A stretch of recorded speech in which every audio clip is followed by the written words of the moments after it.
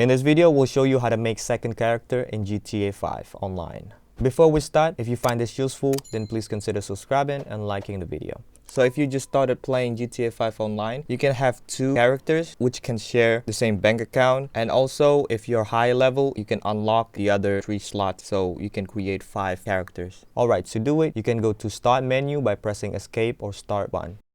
And then go to Online and hover down and select Swap Character. You'll go to the police station where you create your character.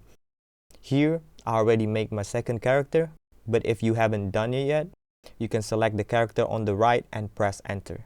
You'll go to the character creation, go ahead and customize your character, and after you're done, you can select save and continue. And then you will spawn into GTA Online session using your second character. If you find this useful, then please consider subscribing and liking the video.